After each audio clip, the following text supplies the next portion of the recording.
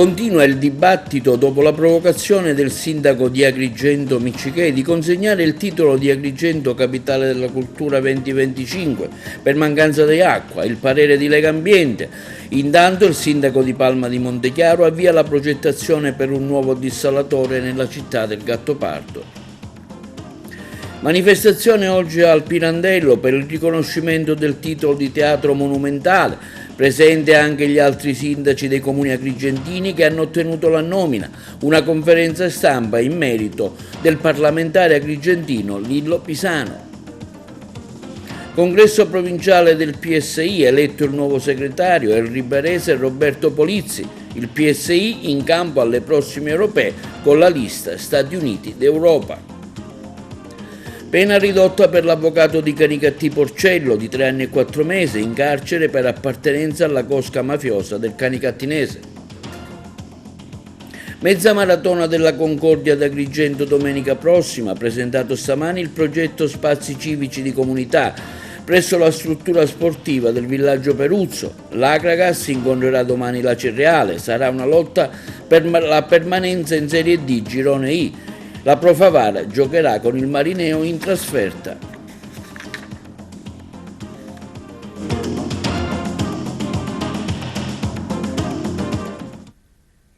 Buongiorno, benvenuti con l'appuntamento odierno di TVA Notizie. Continua in città il dibattito sulla crisi idrica, in particolare dopo le esternazioni del sindaco Miccichè di voler restituire il titolo di Agrigento Capitale della Cultura 2025. Sentiamo le reazioni dello stesso sindaco Miccichè. Sindaco, la sua esternazione fatta in assemblea AICA è stata ripresa da tutta Italia, ha avuto un effetto mediatico molto importante per la città. Ecco, ha qualche novità, magari qualche cosa che ci può anticipare in vista dell'incontro con il ministro Sangiuliano e Musumeci? No, io voglio soltanto ringraziare la deputazione regionale, il governo regionale, il presidente Schifani, perché so che si sta impegnando per la nostra causa, è sempre a fianco a noi e questo mi permetterà anche di poter anche raggiungere il ministro Musumeci, il ministro Sangiuliano, con un documento che stilerò con tutti gli altri sindaci della provincia. Ecco, ha avuto anche la solidarietà di tanti sindaci dell'assemblea dell'AICA l'altro ieri nell'assemblea. Sì, perché c'è la crisi idrica che ormai è arrivata ai minimi termini, non è colpa di nessuno se non piove, però possiamo riuscire a trovare dei sistemi alternativi affinché la crisi idrica possa essere strongata. E sul problema dell'acqua abbiamo intervistato il rappresentante di Legambiente Circolo Rabat, l'ingegnere Riccobene.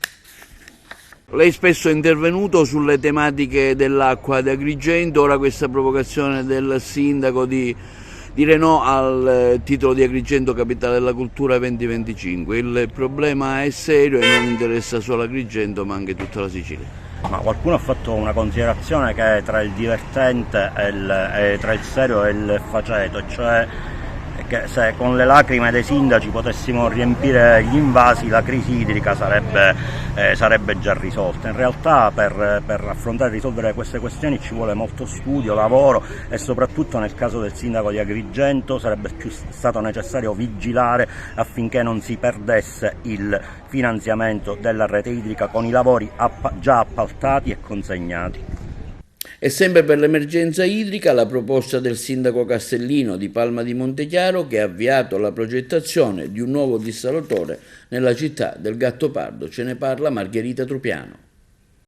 Per fronteggiare la grave emergenza idrica, il sindaco di Palma di Montechiaro, Stefano Castellino, si attiva immediatamente e avvia la progettazione del dissalatore a Palma di Montechiaro. Le interlocuzioni istituzionali con il governo regionale, l'assessore Roberto Di Mauro, il governo nazionale e in particolare con il ministro Musumeci. Stiamo già redigendo, afferma assieme agli uffici comunali, il progetto del nostro dissalatore. Un ringraziamento alla Giunta, in particolare all'assessore Rosario Provenzani, che con passione e abnegazione supporta e porta avanti l'iniziativa cercando di affrontare al meglio questa terribile emergenza. Siamo già ad uno stadio avanzato, comunica, abbiamo individuato il terreno pubblico dove di fatto insiste un serbatoio che servirà da ausilio al sistema di dissalazione e grazie alla sinergia con la regione siciliana e l'EAS siamo già stati contattati da diverse società per la realizzazione dell'opera attraverso un progetto di finanza. Sono altresì in fase di valutazione interventi immediati, poi conferma attraverso i nostri pozzi con la collaborazione di Sicilia Acque che ringraziamo per la disponibilità. Il servizio idrico è praticamente in ginocchio, dice Castellino. Abbiamo turni di erogazione insostenibili, oscillano tra i 16 e i 20 giorni, una situazione drammatica. Il razionamento dell'acqua imposto dalle autorità competenti per effetto della pesantissima siccità poi dice sta causando notevoli disagi e disperazione alla nostra comunità, sia ai cittadini che agli agricoltori. Castellino poi comunica di aver rappresentato la drammatica situazione al Ministro per la Protezione Civile e Politiche del Mare Nello Musumeci, che ha dato la massima disponibilità e concreta vicinanza. Conferenza stampa oggi presso il foyer del teatro da parte dell'onorevole Pisano alla presenza del sindaco Miccichepe e i Teatri Monumento, cui fa parte anche il Pirandello, diversi sindaci della provincia che hanno ottenuto lo stesso riconoscimento.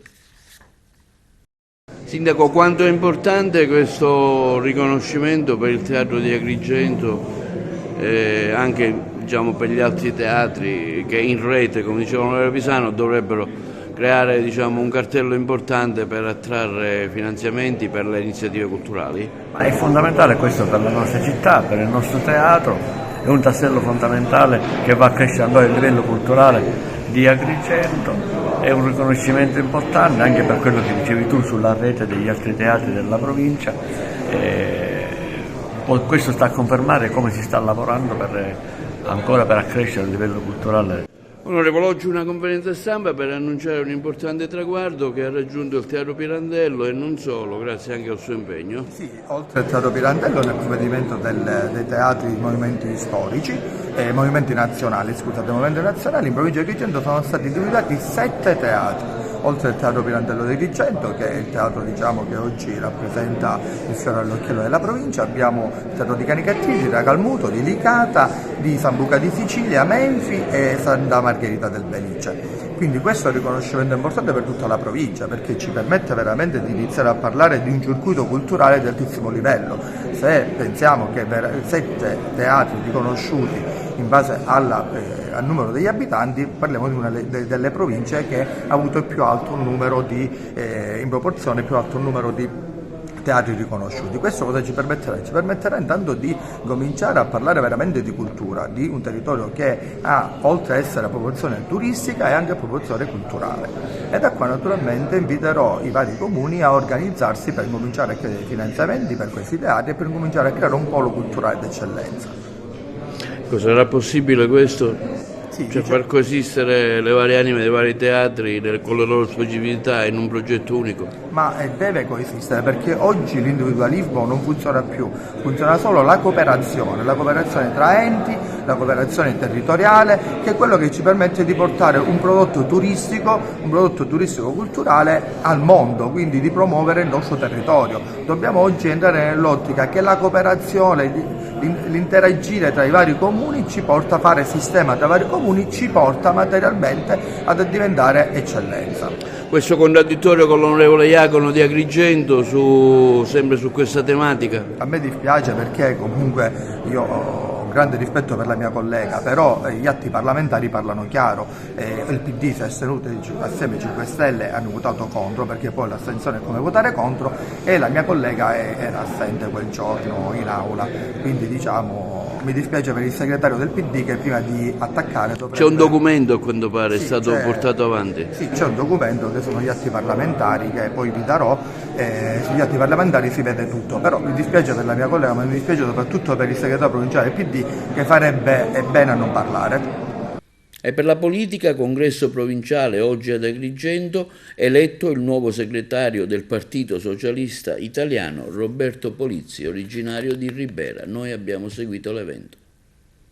Ecco, un congresso interessante dove le molte anime del Partito Socialista oggi si sono confrontate anche ad Agrigento in vista anche del prossimo impegno europeo. Ecco, quale sarà la vostra presenza all'interno di questo prossimo appuntamento elettorale? Allora, il Partito Socialista è stato negli ultimi anni relegato ad una posizione subordinata e sempre nella sinistra italiana. Da un po' di tempo a questa parte, con il movimento che ha creato il segretario nazionale Maraio e il vice segretario nazionale Oddo, si è notata una grande ripresa delle attività del partito. Io personalmente sono il coordinatore regionale dell'organizzazione e sto verificando e sto mettendo in pratica la realizzazione di tutti i congressi provinciali. Mancano solamente quelli di Messina e quello di Messina e di Siracusa. Diciamo c'è una grande ripresa nell'interesse del Partito Socialista, che parte innanzitutto dalla base dei vecchi compagni che non hanno mai dimenticato di essere socialisti. Ma notiamo che c'è anche un nuovo interesse anche da parte di giovani generazioni che cominciano chiaramente a vedere nei valori del socialismo la possibilità, diciamo, di avere un'ideologia e avere delle prospettive nuove. Per quanto riguarda la domanda che mi ha fatto, qual è la posizione del Partito Socialista, proprio in questo momento c'è una direzione nazionale del partito e si sta discutendo, e molto probabilmente, non posso dirlo ufficialmente, però ufficiosamente, molto probabilmente si ufficializzerà la lista degli Stati Uniti d'Europa, unendoci con il partito di Italia Viva di Matteo Renzi, con Più Europa, con un partito VOT che è un partito europeo e con un partito europeo. Quindi con questo cartello elettorale ci presentiamo ai cittadini. Il titolo Stati Uniti d'Europa fa evincere chiaramente qual è l'obiettivo. Noi vogliamo un'Europa che sia migliore di quella che c'è stata fino ad ora, e quindi speriamo, anzi siamo certi di poter raggiungere il quorum che possa permetterci di avere finalmente una rappresentanza socialista in Europa, anche se in realtà abbiamo Pia Locatelli che a livello europeo ricopre una delle cariche più importanti in Europa. Giovanni Palillo, oggi è terminato questo congresso, un congresso sicuramente interessante, partecipato, che vede il rilancio del Partito Socialista anche in vista delle prossime elezioni europee. Io credo che i socialisti emergeranno in queste elezioni europee perché abbiamo fatto un accordo con i partiti riformisti e del centro moderato e già i sondaggi ci danno oltre il 5%. I vecchi socialisti sono tornati in questo congresso con le loro famiglie, con i loro amici, e credo che da oggi possa rinascere nuovamente una forte federazione socialista ad Agrigento. Ecco, c'è un dibattito ad Agrigento al momento sul capitale della cultura, sull'acqua, la posizione del Partito Socialista? Il Partito Socialista ha appoggiato Agrigento capitale della cultura, però invitiamo il sindaco e le organizzazioni a lavorare per dare un volto pulito e non rassegnato della città, perché questa Agrigento è il paesaggio più bello d'Europa e dobbiamo meritarci questo titolo, e quindi dobbiamo fare quelle infrastrutture di qui al 2025 per far venire il maggior numero di turisti italiani ed europei. Siciliani in povertà rinunciano alle cure, dati allarmanti. Lunedì un sit-in di protesta davanti alla sede dell'assessorato regionale della sanità a Palermo. Ce ne parla Margherita Tropiano. Tanti siciliani in povertà non possono curarsi e lunedì c'è un sit-in all'assessorato alla sanità. Un diritto alla salute che in Sicilia non è per tutti. È allarmante quanto emerge dal Forum Sanità Pubblica a Palermo e provincia sulla possibilità che hanno i siciliani di ricorrere alle cure. Nell'ultimo anno 800.000 di essi non hanno potuto esercitare quel sacrosanto diritto alla salute sancito dalla Costituzione e dalla legge 126 24 del 1998 che tutela questo diritto. I più abbienti si rivolgono ai privati, ma sono tanti che non sono nella possibilità economica di farlo e per questo rinunciano a curarsi. Il forum ha molto puntato sulla possibilità di rifarsi alle normative che tutelano i pazienti, secondo le quali nel caso di prestazioni che non possono essere erogate nei tempi previsti dalle prescrizioni devono essere messi nelle condizioni di avere proposte alternative anche da erogare in ambito di attività libero professionale, il cui costo poi potrà essere caricato alla locale ASP. Ma per la regione siciliana questa legge non è applicabile perché, a suo dire, nonostante le lamentele di quanti non riescono a curarsi, la risposta assistenziale c'è e sempre, secondo la regione siciliana, tutto filerebbe liscio come l'olio e non ci sarebbero lunghe liste d'attesa.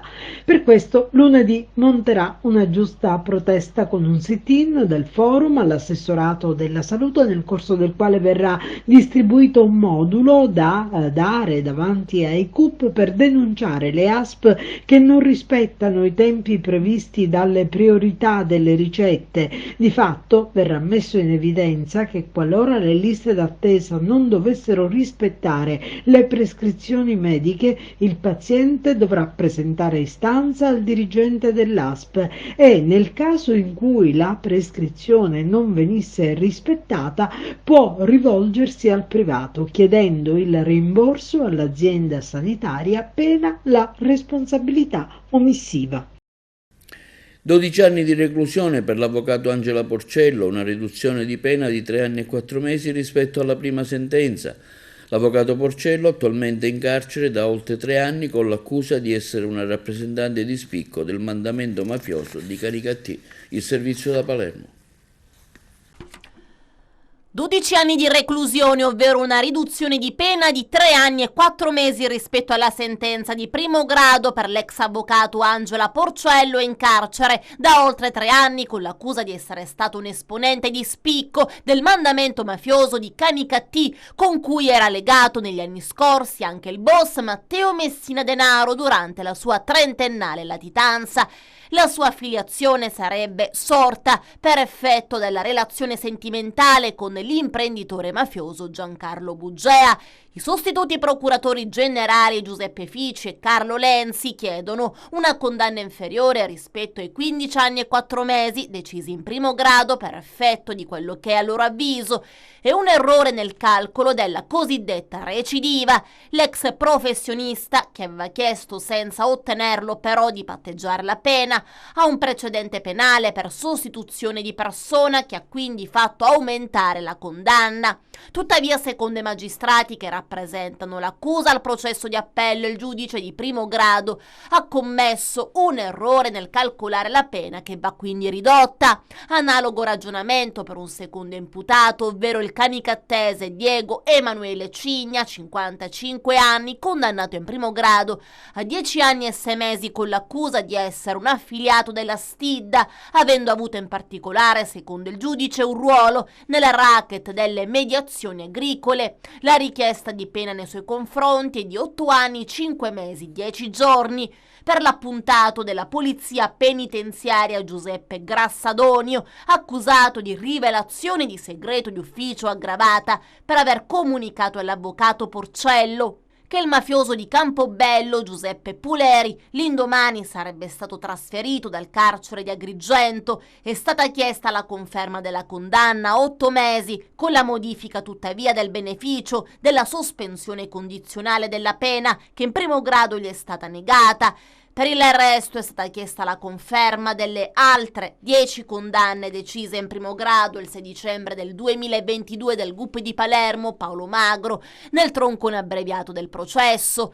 All'apertura del processo di appello l'avvocato Scozzari, legale di Angela Porcello, aveva chiesto il concordato, ovvero il patteggiamento in appello che consente in cambio della rinuncia ad alcuni motivi del ricorso di ottenere una riduzione della condanna. La Procura Generale tuttavia non ha dato il consenso. La professionista, secondo quanto hanno accertato le indagini nel processo di primo grado, aveva dismesso la toga per gestire gli affari mafiosi insieme al compagno Buggea.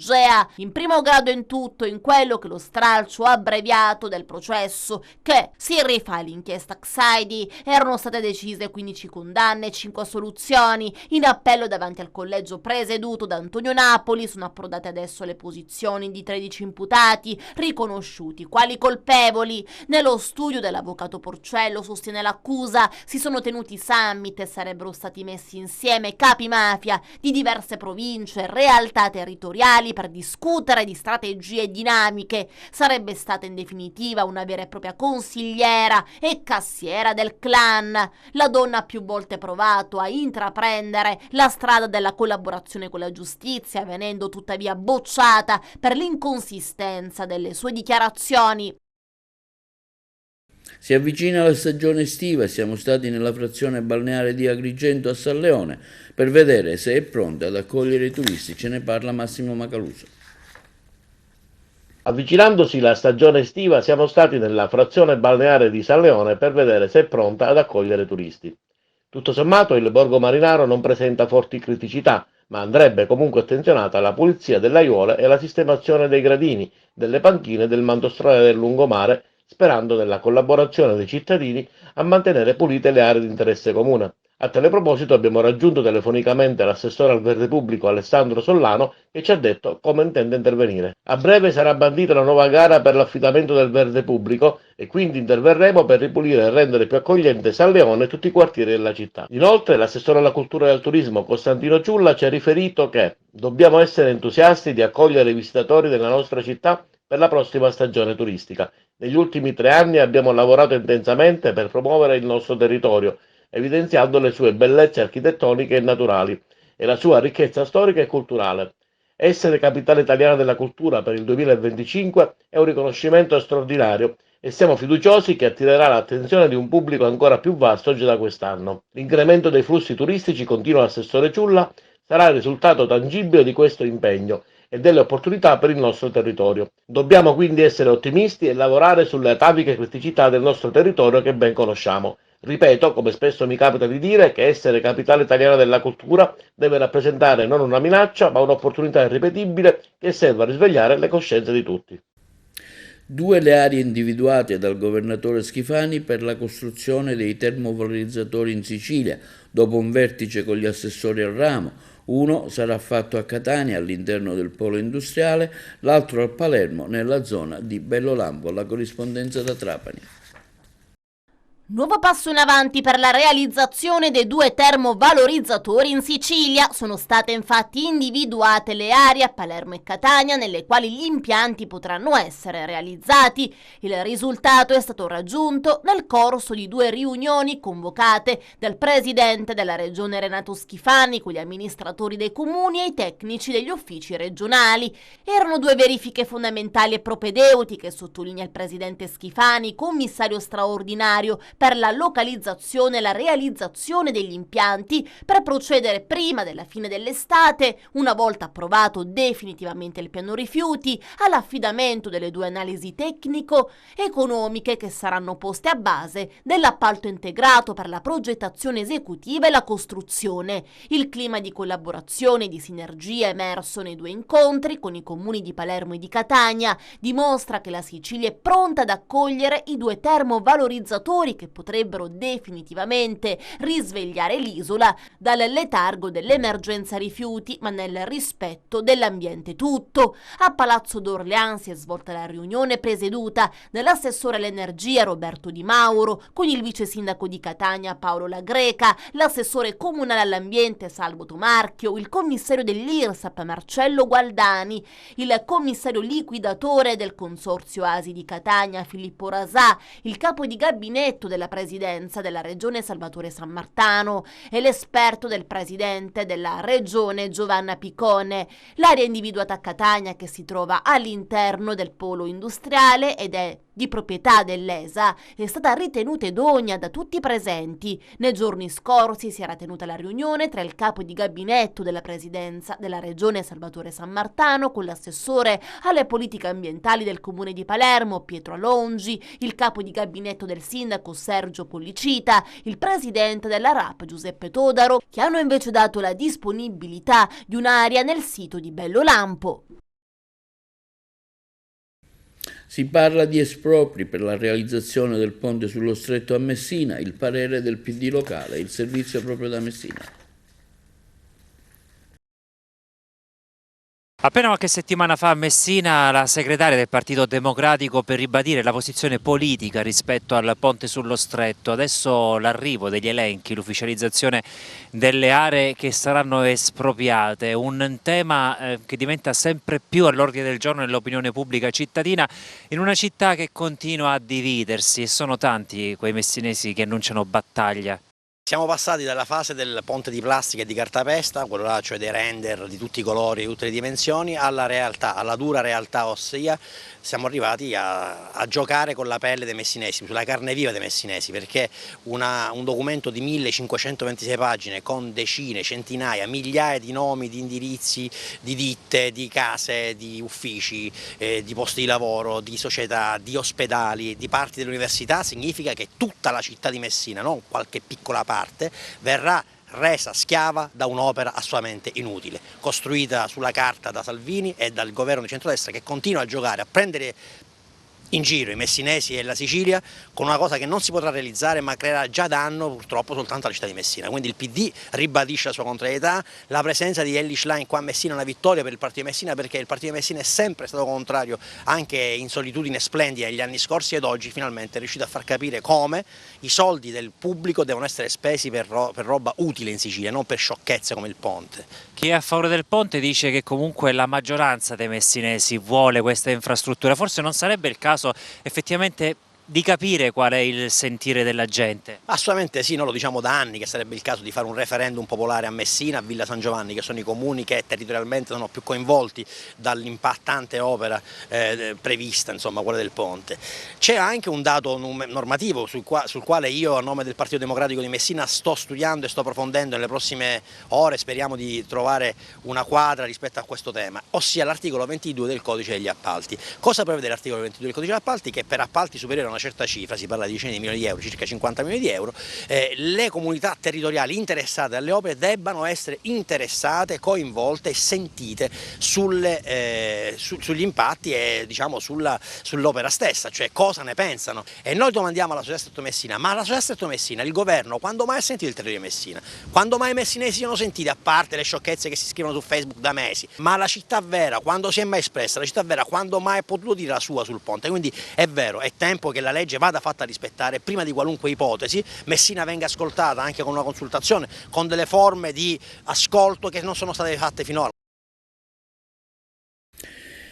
Si svolgerà domenica 14 aprile la mezza maratona della Concordia ad Agrigento, tante le conferme arrivate ma anche le nuove adesioni, sono circa 1000 partecipanti al momento che attraverseranno la Valle dei Templi di Agrigento, il servizio di Carmelo Lentini.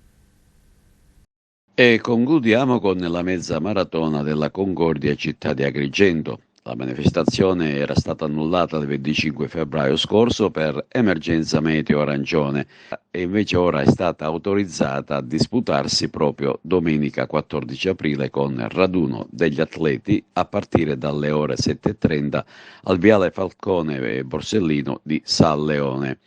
Anche in questa riedizione numerosa affluenza di atleti provenienti da tutta la Sicilia e dal resto d'Italia. Le iscrizioni per le riconferme si chiuderanno proprio domenica e ci sono iscritti ben 1150 atleti, confermando il trend di crescita della gara che è da tutti apprezzata per il particolare percorso che interessa la via sacra della Valle dei Templi. La manifestazione si concluderà con le premiazioni ed al primo assoluto e alla prima assoluta verrà consegnato un trofeo in ceramica raffigurante il Tempio di Giunone. Linea alla regia per la pubblicità. Presentato oggi il progetto Spazi Civici di Comunità che si è svolto presso il centro polisportivo del villaggio Peruzzo ad Agrigento, alla presenza anche del sindaco Miccichè. La società ha avuto finanziato questo progetto che si chiama Spazi Civici di Comunità, che insieme ad altri 12 partner fra associazioni, società, enti, mira praticamente a istituire un presidio territoriale per i giovani dai 14 ai 34 anni.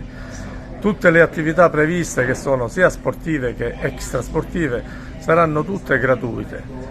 Il progetto dura 24 mesi, mira proprio a incentivare, oltre alla pratica sportiva, anche nei giovani la volontà di partecipazione, di cittadinanza attiva, di anche sviluppare i propri desideri sia in ambito sportivo che extrasportivo. Quindi non solo calcio, precisiamolo. No, assolutamente. Noi abbiamo in previsione 8 discipline sportive, che sono il calcio, il basket, il volley, tennis tavolo, la danza sportiva, la vela e il biliardo sportivo. Queste sono le 8 discipline sportive. Poi ci saranno attività anche culturali, ci saranno attività formative nel campo dell'ambiente, come dicevo, della cittadinanza attiva, e comunque è un presidio che vuole dare risposte ai giovani a 360 gradi, non solo sulle necessità, diciamo, di fare attività sportiva. Ecco, chi vuole saperne di più cosa deve fare, Stefano? Deve semplicemente deve compilare il modulo che può ritirare presso la nostra sede e consegnarlo, dopodiché deve scegliere quale attività vuole fare, che ripeto sono completamente gratuite. Voi siete partner come Istituto Leonardo di questa splendida iniziativa che si presenta stamani? Sì, il Leonardo ha aderito favorevolmente a questa iniziativa che ci è stata proposta dall'associazione sportiva dilettantistica Libertas 2000, perché comunque noi crediamo fortemente nei valori dello sport, che sono quelli dell'inclusione sociale, del fare gruppo nello sport, e naturalmente il liceo Leonardo entra anche perché come ben sapete è anche un liceo scientifico sportivo. I nostri ragazzi sono sempre distinti in tutte le manifestazioni sportive. Noi siamo i detentori della Fortitudo Cup, speriamo ora in questi giorni, lunedì si svolgerà la nuova edizione, speriamo di mantenere il titolo, ma ci siamo distinti anche a livello regionale nel pallavolo, nella corsa campestre, nel pallacanestro a 2, a 3, quindi dico, siamo sempre favorevoli a tutto quello che il valore dello sport ci... Questo poi magari il valore dello sport ci unisce, vabbè. Siamo favorevoli? Siamo favorevoli a tutto quello che lo sport ci porta, cioè quindi a tutte le iniziative sportive che ci vengono date e ci vengono offerte nel territorio. Siamo qui ad Agrigento, una delle 13 società sportive che ha aderito a questo progetto in cui noi crediamo tantissimo. La Sicilia ha risposto in una maniera eccezionale all'iniziativa con 13 società finanziate, più di 1.200.000 euro da noi dato in 2 anni appunto nel territorio per questo progetto in cui crediamo e pensiamo che, diciamo, sviluppi appieno quelli che sono proprio i dettami e la missione per cui è stata creata questa società, che è appunto diciamo, quello che noi ci auguriamo nel tempo, che oltre comunque questi 2 anni finanziati da noi con questo progetto si creino dei poli aggregativi nei comuni che hanno aderito, che vadano comunque oltre i 2 anni finanziati da noi, e quindi si creino comunque dei poli che uniscono il settore sportivo al settore extrasportivo, e che quindi riescono a aggregare giovani sia per sviluppare i loro talenti sportivi, ma sicuramente anche per diciamo, poter offrire momenti di aggregazione sia sociale, artistica e culturale. Ecco, fattivamente cosa si farà qui al Villaggio Peruzzo in questa splendida location sportiva? Questa splendida location sportiva che, diciamo, da quello che sto vedendo, molto nuova, benissimo attrezzata, si faranno attività sportive, quindi sicuramente per dare possibilità a chi magari non sta in condizioni non di diciamo così, vantaggio economico, di poter comunque fare attività sportiva agevolata o addirittura gratuita, sia di iniziare nuove attività sportive che magari prima non erano praticate, ma nello stesso tempo di permettere ai ragazzi di socializzare o comunque cimentarsi in attività anche extra sportive e che quindi vadano ad esprimere anche diciamo, la loro parte, che sia più ludica ma anche artistica in alcuni casi. E l'Akragas Calcio incontrerà la squadra della Cireale domani all'Esseneto. Sarà una partita decisiva per la salvezza della squadra e restare così in Serie D girone I. Sentiamo l'intervista all'allenatore Marco Coppa che afferma bisognerà fare una partita quasi perfetta. Domenica importante per le squadre siciliane di Serie D, i due i cui risultati finali potrebbero anticipare i verdetti finali. Iniziamo dall'Akragas, che dove sono in palio i punti importanti per la classifica di entrambe le squadre, sia Acireale che la squadra biancazzurra. Una vittoria biancazzurra contro la squadra di Sasamarra e dell'ex Savonarola confermerebbe anticipatamente la categoria. Una vittoria acese darebbe la quasi certezza della disputa dei playoff. Un pareggio sarebbe ideale per le entrambe le antagoniste dell'Esseneto, mentre lo stesso discorso vale sia per il derby tra Canicattino e Igea che per quello tra Sant'Agata e Licata. Infine la sfida d'alta quota tra Trapani e Siracusa sarà una sorta di passerella per i padroni di casa con la promozione già in tasca, ma vediamo gli arbitri designati per queste gare. La gara dell'Esseneto tra Akragas e la Cireale sarà diretta da Domenico Mascolo di Castellammare di Stabia. Canicattino Egea Virtus sarà Giovanni Moro di Nuovi Ligure, Città di Sant'Agata Licata da Marco Ferrara di Roma 2, mentre Trapani Siracusa da Michele Pasculli di Como. Ma vediamo le altre gare in programma di questa domenica. Si giocheranno Real Casalnuovo, la Fenice Amaranto, Castrovillari San Luca, Locri San Cataldese, Ragusa Portici, mentre riposeranno Gioiese e Vibonese. La Cireale è una squadra in grande forma, come lo era l'Igea Virtus, una squadra che poi a dicembre si è rinforzata ulteriormente, ha preso dei giocatori importanti davvero, per cui domani andiamo a incontrare una squadra forte. Hanno il loro obiettivo, però sicuramente è un obiettivo completamente diverso dal nostro. Io sono convinto che il nostro sia molto più importante del loro, i ragazzi lo sanno bene e noi dobbiamo guardare in casa nostra, per cui ci preoccupiamo poco del loro obiettivo, ma per forza di cose deve essere così, dobbiamo pensare a noi. Domani speriamo di ripetere le prestazioni che riusciamo a fare in casa. Dunque servirà ancora una volta una partita quasi perfetta? Quasi perfetta sì, perché la Cireale, ripeto, come l'Igea Virtus, è una squadra fatta di elementi importanti, elementi di esperienza, di elementi di qualità, e per vincere questo tipo di partita va fatta una partita quasi perfetta. Il fattore campo potrebbe fare la differenza, come l'ha fatto nelle ultime partite? L'Akragas all'Esseneto si trasforma? Sì, devo dire che questa cosa non mi rende felicissimo, però è una grande verità, e l'Akragas in casa si esprime in una maniera, fuori casa in un'altra, però adesso siamo ormai quasi alla fine di questa stagione, per cui andare a rimediare su questo concetto ormai forse è troppo tardi. A noi interessa cercare di chiudere il discorso salvezza per quanto riguarda la matematica, per cui domani dobbiamo tentare in tutte le maniere di levarci questo pensiero dalla testa, e quindi domani tentiamo di ripetere, ripeto, le prestazioni che sappiamo fare dentro casa. Dopo la sconfitta numericamente pesante contro la Reggina, come arrivate alla sfida di domani?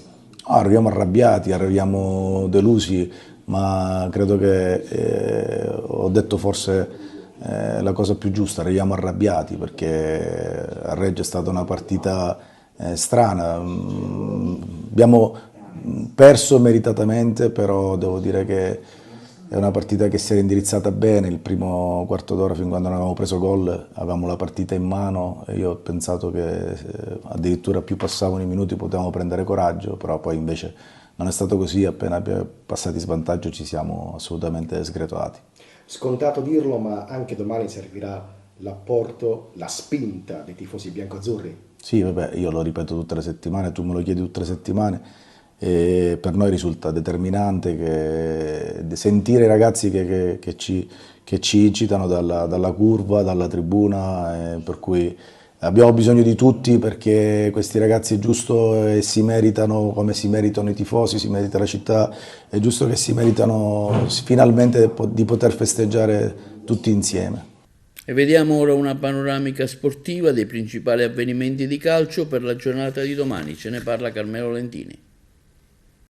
Per quanto riguarda le altre categorie, a 4 giornate dalla conclusione del campionato di eccellenza e con 7 punti di vantaggio sulla diretta rivale Pro Favara, alla Nissa manca solo la matematica certezza per brindare al salto in Serie D.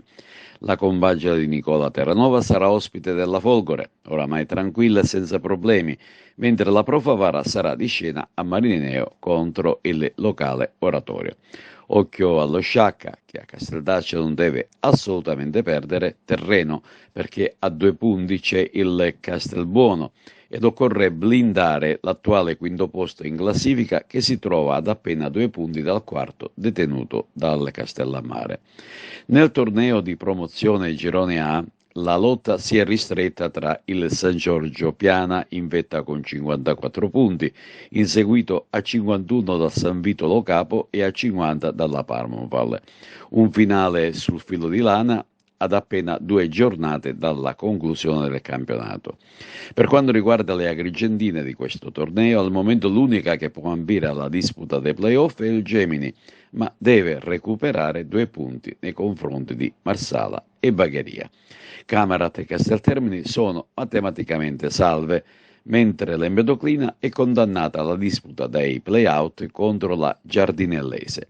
Se riuscirà a superare questo confronto, la rivedremo nuovamente in promozione. Intanto questa domenica si giocherà Casteltermine e Empedoclina, mentre a San Giovanni Gemini sarà di scena il derby della montagna contro i cugini del Camerata. La Pro Favara è impegnata in trasferta a Marineo per la ripresa del campionato di eccellenza a Girone A. Ce ne parla Giuseppe Moscato da Favara. Ritorna il campionato di eccellenza a Girone A dopo la pausa di 2 settimane dovuta alle vacanze pasquali. Un ritorno sui campi di calcio per affrontare il rush finale, le ultime 4 partite di un campionato che sembra abbia già dato il suo verdetto, ovvero la conquista della vetta e il passaggio di turno in Serie D da parte della Nissa, che ha un buon margine di vantaggio sulla seconda, la Pro Favara, e la Pro Favara che, mantenendo l'attuale distanza con la terza in classifica, potrebbe evitare la fase regionale dei playoff ed approdare direttamente a quella nazionale con una squadra della Campania.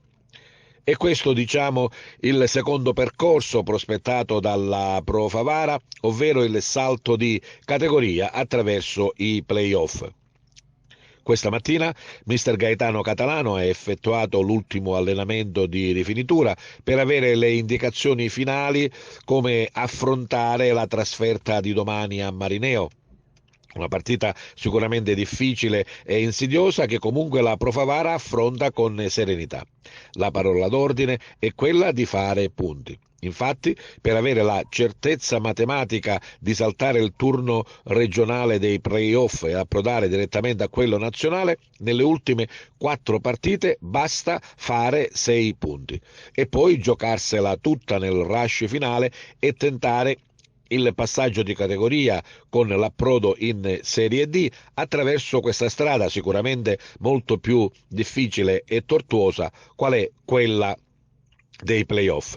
La pausa pasquale ha consentito a mister Catalano di poter recuperare alcuni giocatori, alcune pedine importanti della squadra che erano infortunati, come La Piana, come Miano. Ha consentito di recuperare molto anche allo stesso Retucci, che già questa mattina ha iniziato l'allenamento. Domani la trasferta di Marineo per consentire anche di riprendere dimestichezza e confidenza con il terreno di gioco e finire e concludere alla meglio questo campionato di eccellenza che comunque ha visto la Pro Favara fare un ottimo percorso ed essere seconda. Una vela senza esclusi alla Cala di Palermo, al via la 10ª edizione. La regata è stata organizzata dalla Lega Navale di Palermo, il servizio dei colleghi di Palermo. 3 giorni dedicati allo sport, alla vela e all'inclusione. Parte oggi alla Cala di Palermo la 10ª edizione di Una vela senza esclusi, la regata organizzata dalla Lega Navale Italiana, sezione di Palermo. Tanti gli atleti in gara e un'occasione per aprire ai palermitani una finestra sul mare legata a uno sport che profuma di libertà. Un fine settimana davvero importante, siamo giunti alla 10ª edizione di questa vela senza esclusi. Cominciamo oggi con la cerimonia di apertura e un open day. Abbiamo voluto quest'anno stare vicini alla città di Palermo. Tutti quelli che verranno alla nostra base nautica potranno provare le nostre imbarcazioni, potranno tastare con mano quello che accade a Palermo. Quest'anno questa manifestazione è diventata importante anche per numero di partecipazione sia di atleti che di regioni coinvolte. Vengono atleti dal Friuli, dalle Marche, dalla Calabria. Ci sarà il campione italiano in carica qui a Palermo, Vincenzo Gulino, che ovviamente insieme al nostro Carmelo Forastieri tenteranno di sfidarsi in questo che è diventato un duello del sud praticamente. Quindi sarà un weekend di festa, un weekend di fratellanza e di inclusione, dove si noterà che a mare con questo nostro sport della vela tutti siamo uguali, tutti possiamo competere ad armi pari, normodotati e disabili insieme per divertirsi. Sono previste una trentina di imbarcazioni, gli atleti più o meno in gara tra Ansa, Azzurra e Meteor, perché quest'anno abbiamo aggiunto anche questi mini altura, saranno circa una 50. Ci saranno 2 campi di regata a mare, uno appunto per i mini altura e uno per la classe Ansa. Veramente tutta la sezione in movimento. Un ringraziamento particolare a tutti i volontari della Lega Navale Italiana che hanno preso giorni di ferie, si sono spesi già dalla settimana scorsa per organizzare questo grande evento. Bene, questo è tutto per l'edizione odierna di TV Notizie. Vi ricordiamo che i nostri programmi sono visibili in streaming sul sito www.televideoagrigento.tv, sul canale 93 di Video Sicilia. Il telegiornale andrà in onda alle ore 15 e alle ore 20 e replica la mattina alle 9, e sul canale 268 in tutta Italia. Vi auguriamo pertanto un buon fine settimana.